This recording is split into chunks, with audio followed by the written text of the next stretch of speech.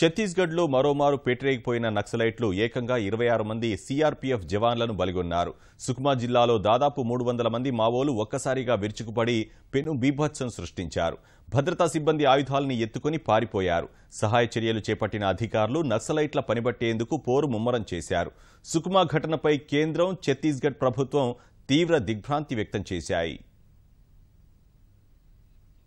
ఛత్తీస్గఢ్లో నక్సల్స్ ఏరివేతే లక్ష్యంగా విధులు నిర్వహిస్తున్న కేంద్ర రిజర్వ్ పోలీస్ దళానికి గట్టి ఎదురుదెబ్బ తగిలింది. నక్సలైట్లు మెరుపు దాడికి దిగగా సీఆర్పీఎఫ్ పెద్ద సంఖ్యలో జవాన్లను కోల్పోయింది. సుకుమా జిల్లా దక్షిణ బస్తర్ ప్రాంతం కాలాపత్తర్ వద్ద కొత్తగా నిర్మించిన ఓ రహదారిపై సీఆర్పీఎఫ్ జవాన్లు గస్తీ విధులు నిర్వహిస్తున్నారు. ఆ దారిలో నక్సలైట్లేమైనా పేలుడు పదార్థాలు అమర్చారేమోనన్న అనుమానంతో గాలింపు చర్యలు చేపడుతుండగా అనూహ్య పరిణామం ఎదురైంది. పెద్ద సంఖ్యలో అక్కడకు చేరుకున్న నక్సలైట్లు ఒక్కసారిగా జవాన్లపై దాడికి దిగారు.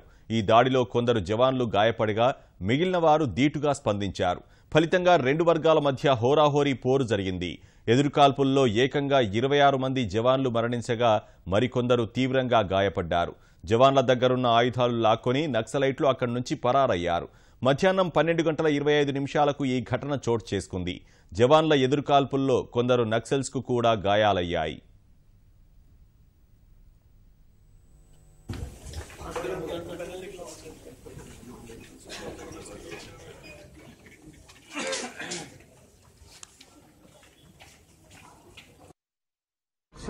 नक्सलियों ने पहले गांव वालों को भेजा हमारी लोकेशन चेक करने के लिए, तो गांव वालों के हाथ में हथियार नहीं, हम गोली कैसे मारे उनको।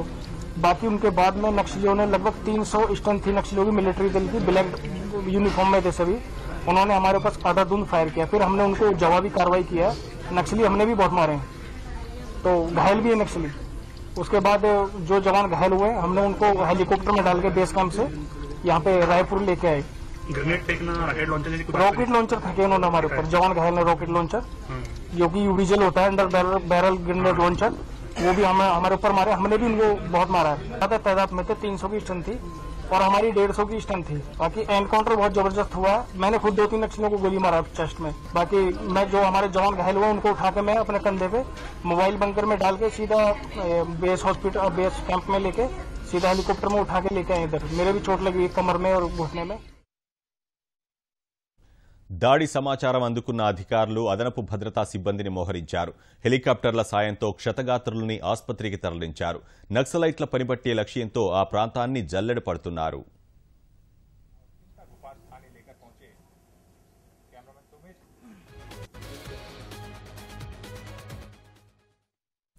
సుక్మా జిల్లాలో నక్సలైట్ల దాడిని కేంద్రం తీవ్రంగా ఖండించింది. నక్సల్స్ దాడిని పిరికి చర్యగా అభివర్ణించిన ప్రధాని మోదీ పరిస్థితిని సమీక్షిస్తున్నట్లు తెలిపారు. సీఆర్పీఎఫ్ జవాన్ల ప్రాణత్యాగం వృధాగా పోదన్న ప్రధాని వారి కుటుంబ సభ్యులకు సంతాపం తెలిపారు. గాయపడ్డవారు త్వరగా కోలుకోవాలని ఆకాంక్షించారు. ఈ అంశంపై తన శాఖ సహాయ మంత్రి హన్స్రాజ్ అహిర్తో మాట్లాడిన కేంద్ర హోంమంత్రి రాజ్నాథ్ సింగ్ ఛత్తీస్గఢ్ వెళ్లి పరిస్థితిని స్వయంగా సమీక్షించాలని ఆదేశించారు.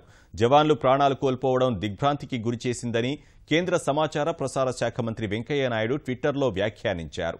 మావోయిస్టులు మతిలేని చర్యలకు పాల్పడుతున్నారని ధ్వజమెత్తిన ఆయన బాధితుల కుటుంబాలకు ప్రగాఢ సానుభూతి తెలిపారు.